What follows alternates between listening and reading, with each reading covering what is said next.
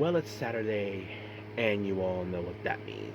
As you know, AEW are now on the road to Dynasty, but however, we have Collision, of course, featuring, of course, the AEW Women's World Tag Team titles on the line.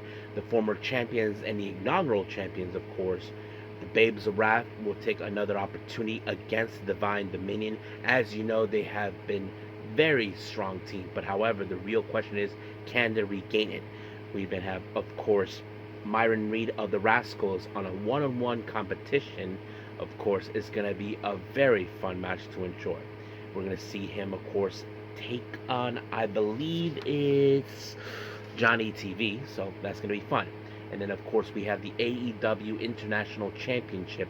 Kevin Knight will take on the Rainmaker, Kazuchika Okada. As if you guys remember, last time Okada lost tonight during the Continental Classic. But the real question is, can Kevin Knight do it again, or will Kazuchika Okada, being arrogant and cocky that he is, will right this wrong?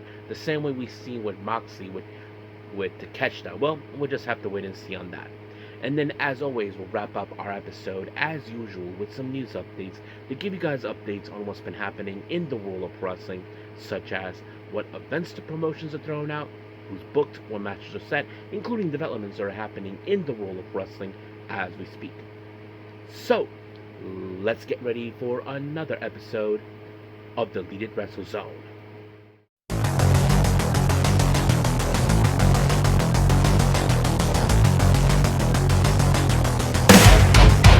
Are you ready? Get up, get up! Get up, get up! Get up, get up! Get up, get up!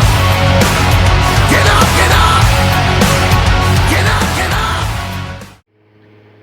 Hey everyone, welcome to the Deleted Wrestle Zone, all things that is pro wrestling with AEW, NXT, New Japan Pro Wrestling, TNA, the National Wrestling Alliance, various promotions, wrestlers, matches, and championships. I am your host, J-Rod here. So, if you are new to the channel, welcome.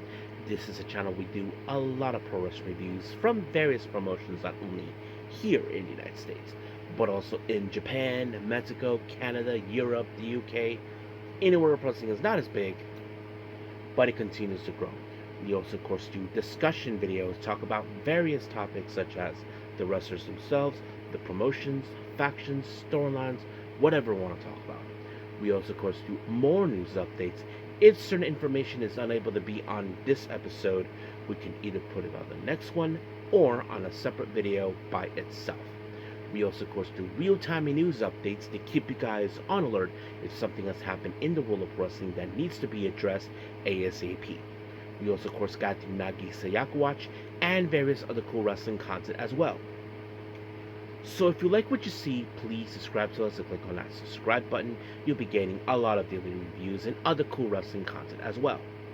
But if you like this episode, please give us a like on the like button or a nice comment in the description down below. Now, enough of the jibber jabbers. Let's get started. So, it's been a while since I did a review for all of you. Well, almost a week, if I'm not mistaken. But, let's get on it. So, let's do our only review for today, and that is AEW Collision.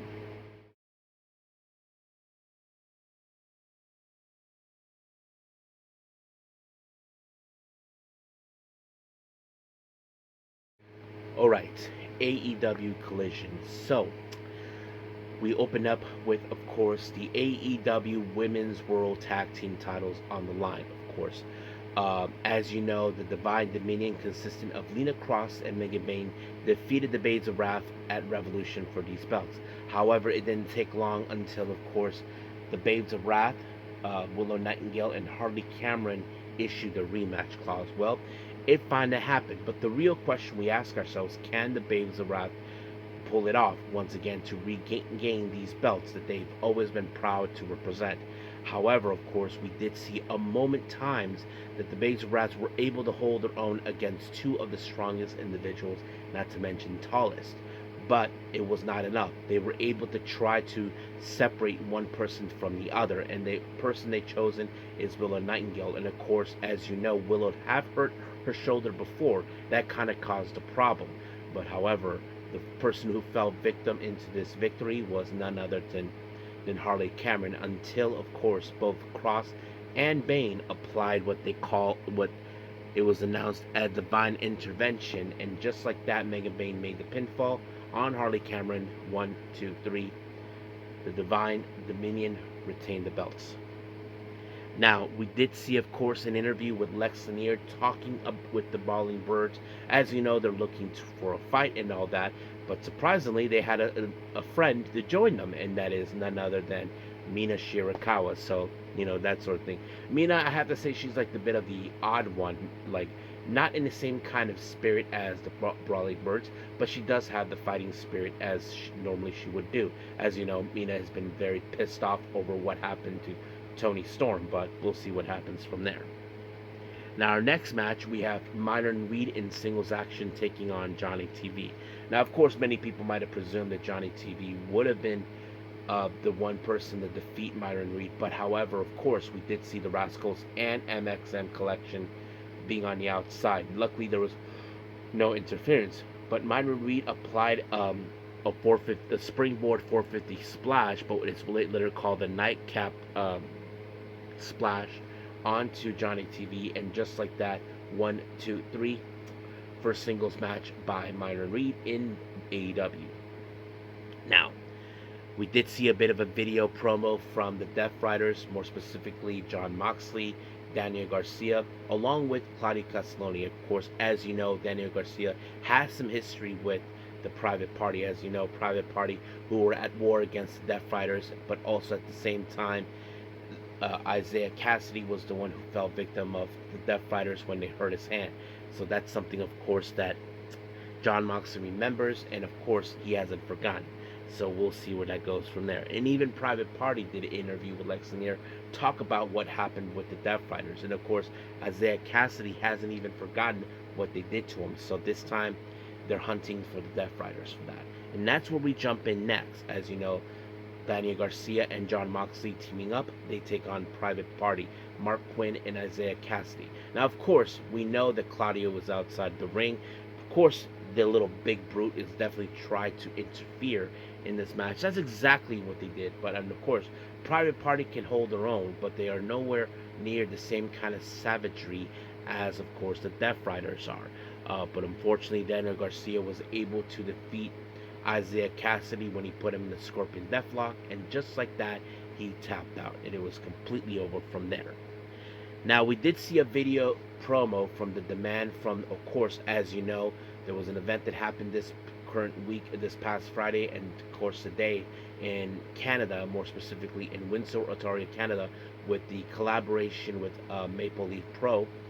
The Demand were talking about Kenny. Most specifically, they're calling it what happened at Revolution during the Battle Royal, the Gauntlet match or whatever took place, as you know, where Ricochet had to defend the AEW national title, and he felt that there was a conspiracy for removing, of course, Teo Leona and Bishop Khan, which he feels like it's unfair.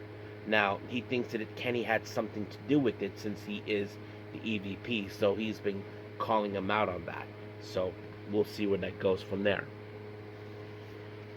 Now, our next match is Mina Shirakawa and the Brawling Birds, Alex Windsor and Taylor Jamie Hayter.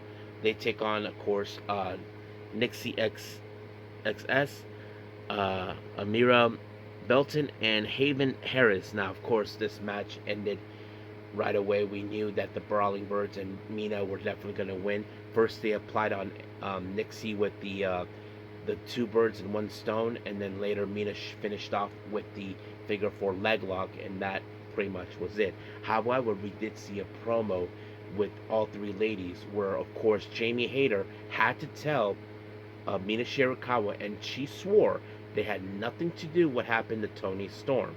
But of course, they had suspicions on who could that be, and that is, of course, Thekla and the rest of the Triangle of Madness. And of course, the Triangle of Madness are not going to take this crap from them who is looking for a fight.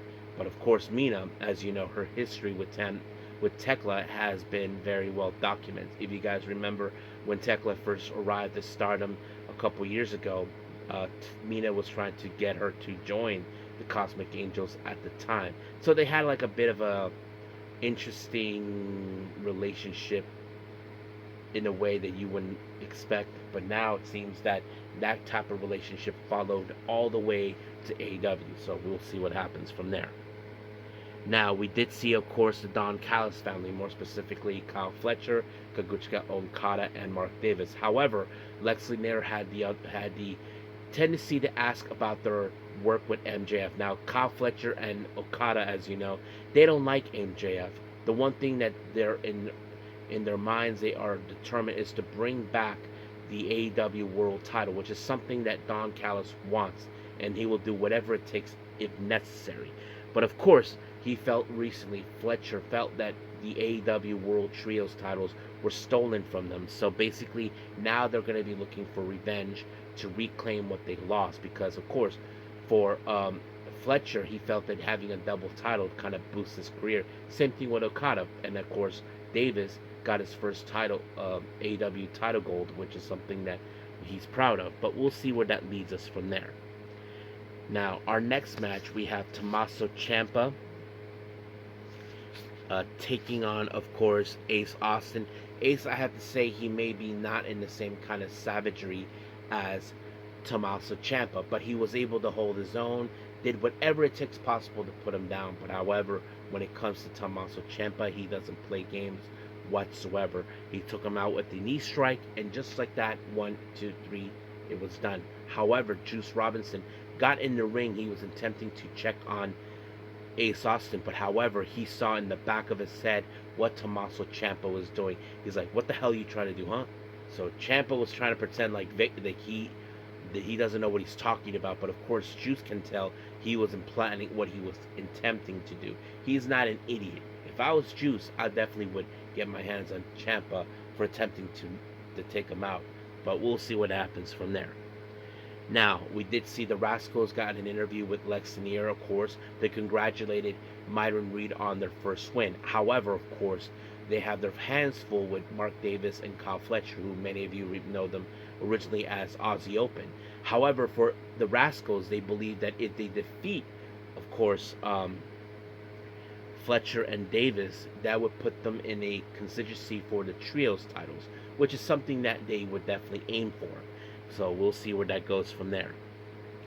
Now, of course, the Babes of Wrath, as you know, they're very disappointed of losing. But, of course, Willow Nightingale doesn't blame Harley for losing. They did their best they can. But, of course, the one thing that Willow could not anticipate is the shoulder that was given out on her. But she said that she wouldn't do this without the one person that mattered to her to be part of this, and that is Harley. And Harley felt the same way. But we'll see what the future holds for the Babes of Wrath. Now, our next match we have, of course, Mark Davis and Kyle Fletcher, formerly known as Aussie Open, now members of the Don Callis family. They take on the Rascals, Zachary Wentz and Desmond Xavier. Now, of course, we know the Rascals have what it takes to pick up good wins, but when it comes to Fletcher and Davis, these guys are a group that are willing to do whatever it takes to win, and that's exactly what they did. Mark Davis was able to get Desmond into the power driver, and just like that, 1, 2, 3, it was over. Now, Ricochet was having a nice talk with Don Callis. As you know, Don Callis agrees with Ricochet about the conspiracy. As you know, that he's working with MJF in hopes to get rid of Kenny Omega. Of course, the Snake of the Grass. We know he wants to get rid of the competition so they can get their hands on the AEW World Title. But sooner or later, things are not going to go well for Don Callis. So we'll see where that goes from there. Now, Kevin Knight conducted an interview with Lexi, talk about her match against Okada and for the International Championship. So as you know, he's ready to go. He can't wait to get exactly what he's going to do. So we'll see where that happens. Now, Jon Moxley, as you know, he has his sights set against Will Ospreay since his return in Revolution. Of course, he tells him that you got yourself into this mess when I took you out months ago. And of course, he tells him the Pac is going to finish off the job. But we'll see what happens from there. Now, our main event is the AEW International Championship. Kazuchika Okada defends the belt against Kevin Knight. As you probably can guess, it was going to be a brutal match.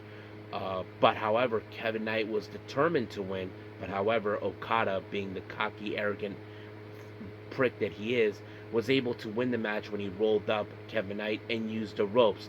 I'm sure Kevin Knight saw that and the ref did not see anything. And of course, Okada had the tenacity to walk away all smiling, thinking he won a big enough victory. No, he cheated his way through, and that's what happened. But we'll see what happens this coming Wednesday as well on Dynamite. So we end things here, and let's move on with our last and final thing, news updates.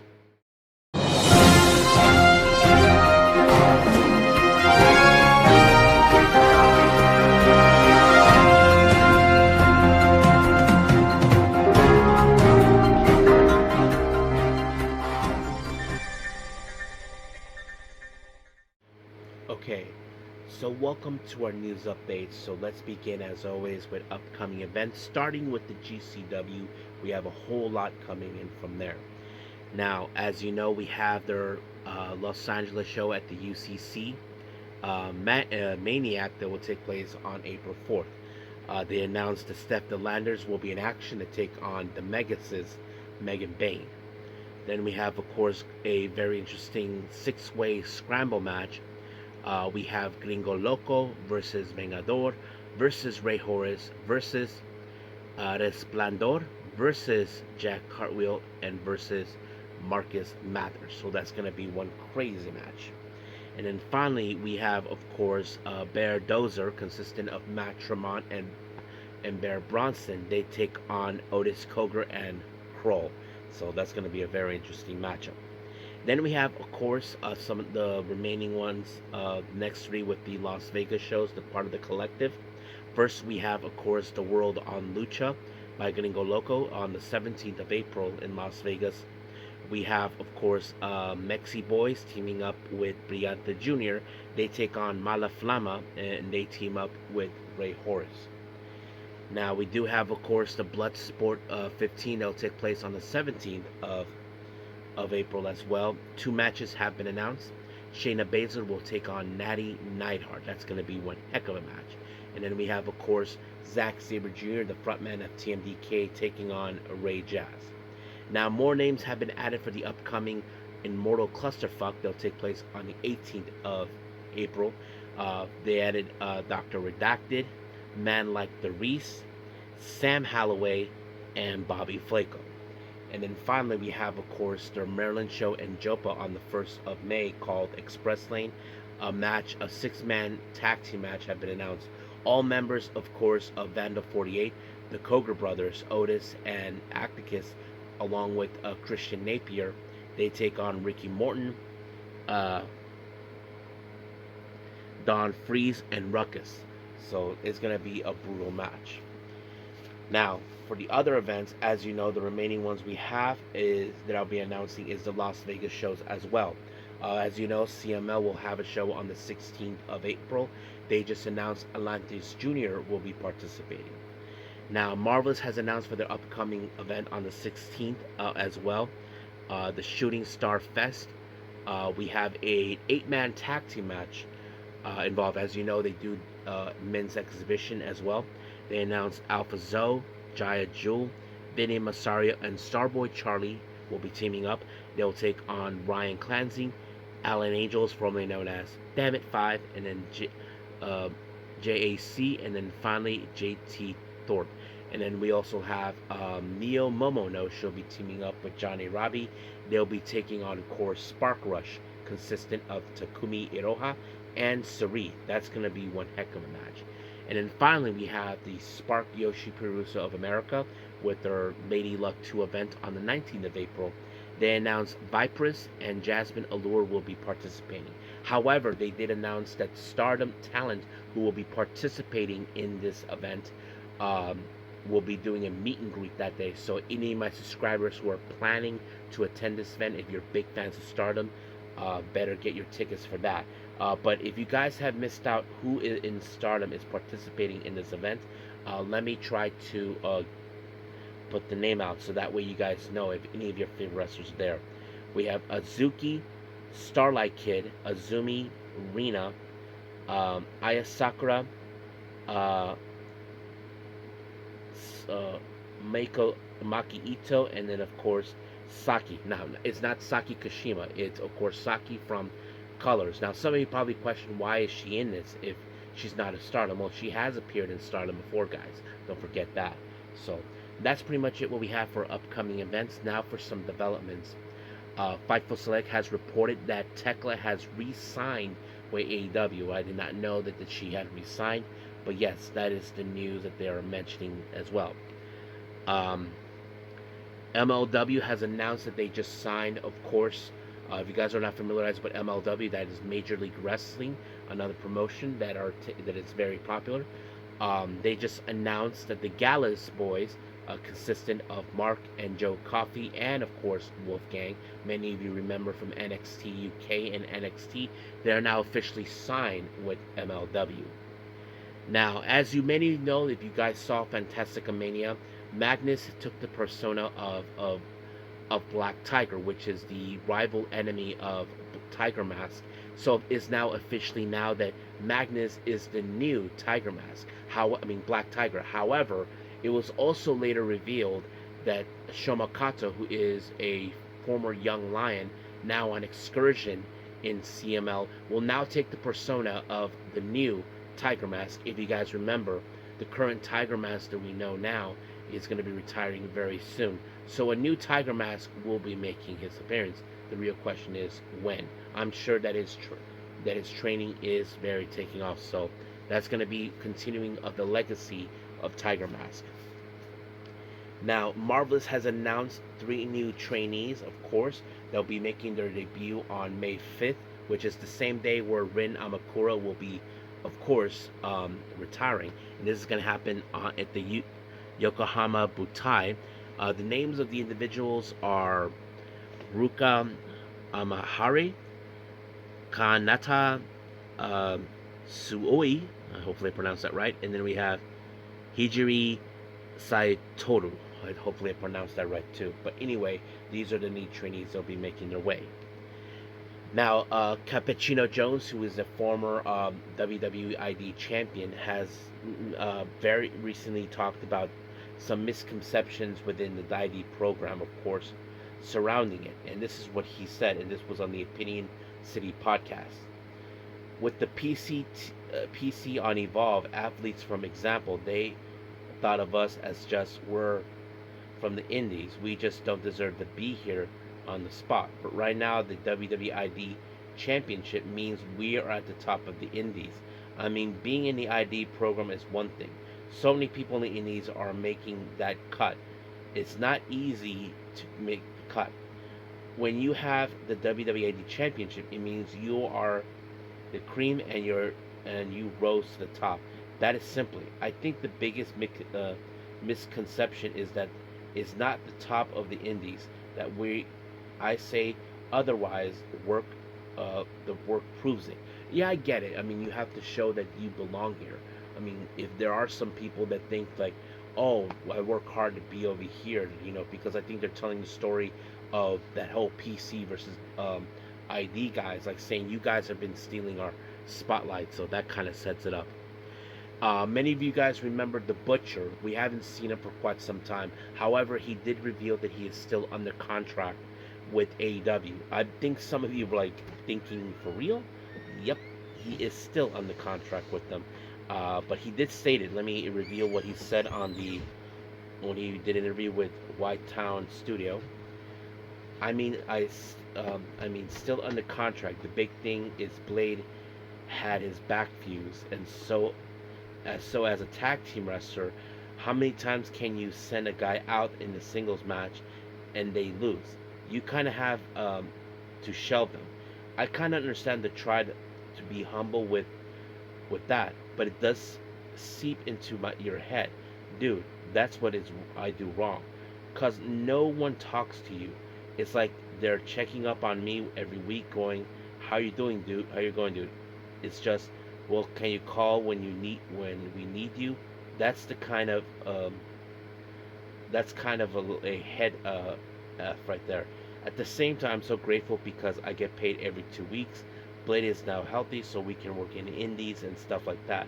Just waiting for the call for return. Hopefully, it happens soon. I know there's a lot of injuries going on right now in AEW, and so that's usually the indicator that they're probably going to bring some guys back who have been sitting. So yes, that is a very interesting thing. Sad news, as you know, related to AEW. Aubrey Edwards is not just a referee, but she's been involved in certain activities within AEW, and amongst them is the podcast called the AEW Restriction. Apparently, it's a popular podcast where Aubrey Edwards originally, along with Tony, which she had like Tony Schiavone, Alejandro Brahamontes, and a few others. They talk to wrestlers who get signed, and she just revealed that that this is the end of this amazing thing they have done together. And this is what she said: "I've been crying on and off about it for a few weeks, but I'm smiling listening to this morning. It's incredibly bittersweet as I'm not going anywhere. This is just the end of one of the few projects I work on out of on AW, and now I get those precious few hours back every week to put what's being best as a referee I can be." I get it, guys. I mean, people may have presumed that Aubrey Edwards is out. No, this is just an activity, a project she does for the company. It doesn't mean that she's out. I mean, everybody in AEW, especially the fan base, love Aubrey. I mean, she was one of the first referees that got me into like, man, she is not. She may be a referee, but she knows how to do some things that probably would say you can't do that, but she does it. And that's what I like about her. Kenny Omega recently talked about the partnership between both New Japan and of course CML, and this is what he said, and this was on the Justin Basaro interview. We were taught by WWE that nothing else exists prior to what you were watching. What really sticks out is when AEW reached a point where we had a official partnership with New Japan and CML, and we're eager to show various professional wrestling styles of the world to our American fans and international fans. The main goal for me, I wanted people to experience all different types of professional wrestling. Yeah, I mean, if you guys remember back then, Vince McMahon is the kind of person who was telling, nah, that promotion sucks. They don't have good talent. That's always been one of the things, and that's something that they've been stuck. But now they're watching. Now WWE, as you know, they've been watching how AEW has been building a partnership with various people, promotions, and they want to jump into that. But some people just want those promotions to follow the same WWE system. But Kenny feels like it's cool that we get to showcase many talents. I mean, we have seen talents from CML making their way to AEW and New Japan, Stardom down to CML and AEW and wherever they go. And that's one of the cool things that we enjoy watching. Now, finally, a very interesting thing that was during an interview with Denise Salcido, Lexi Nair talks about her real-life husband. Many of you may know this. She's in fact married to none other to Big Bill. And some of you may question, how did that happen? How did those two meet? Well, luckily, she met him through her stepfather. Many of you know him. Bang! Yep, that's right. Her stepdaddy is none other than Diamond Dallas Page. And this is what she said regarding about that. Yeah, we were going back to Dallas. This was before I got into wrestling, and I was pursuing another career. Dallas had people over there all the time, and for the most part, they were older wrestlers. They're not like young, super cute wrestlers coming to stay with us to do DDP yoga. So I have no knowledge of. Our house was revolving doors years ago, and so many people would come and stay with us. I had no idea who was coming, who was going, whatever. I was giving um, my my life and whatever. So I came by and I saw I was in my bathrobe with no makeup. My hair was crazy, and I was like, "You guys couldn't give me the 411 that there was the super cute, tall Jack guy coming to stay with us for the weekend? Are you kidding me?" We were friends, and I was trying to play it cool, but I totally thrown off. I ran upstairs, got ready, came back downstairs, trying to act all cool. Just developed a great friendship at first, and ultimately ended up turning into a romance. And we have looked back since, and that's how it almost 7 years ago, which is crazy. Yeah, I get it. I mean, we know the DDP had people come over because he helped people with, their health due to, with his yoga program that he does. I mean, he helped a lot of wrestlers, and that's something we have been fully aware. And of course, I wouldn't be surprised if Big Bill is amongst those. And of course, I if you're gonna have people coming over, and the daughter just sees, oh, here's a cute guy, give me a minute, that sort of thing. But it makes perfect sense. So, uh, so that's pretty much it. What we have for everything. So, let's call it a day. All right. I hope you guys enjoyed this episode coming up. First things first, I'm gonna say this: I messed up. The reason I messed up, guys, is because I did not realize there was a New Japan show. Yeah, that's on me. I might do that on the next episode. But I am determined to catch up to certain events, such as, of course, the New Blood show by Stardom, which recently came out, and not to mention, I'm considering doing the uh, the Surrealism chapter event they did in Yokohama Budokan, which was a big show that celebrated 15 years of Surree's career, and there's some good matches in there. So I'm looking forward to seeing that. Now, moving forward, I will be releasing the next, of course, special episode featuring the last four of the Marigold events with the New Year's Golden Garden. And we will begin with the next one that they are doing, the current tour. And I'm going to try to do whatever I can to catch up with other events such as Marvelous, Sendai Girls, Seedling. I'm going to start from the ones starting this year because they don't have a whole lot. But I'm looking forward to do all those too. So be patient with me on that as well. So that's pretty much it. So that is the plan moving forward. But I'm also going to be working on the next discussion video featuring more with the Cosmic Angels. As you all heard what happened, Kurara is putting the existence of Cosmic Angels on the line while she faces Kamitani for the red belt. And we will talk about the possibilities, of course. What if Kurara is able to defeat her, but certain factors that people might have missed out, because people mentioned this last year about Kurara that I don't know if anybody remembers, but we'll talk about that. But as of right now, I'll say this, that I will see you guys in the next DWC time, same DWC channel. I must bid all of you adieu. So, goodbye, and have a nice day. Bang.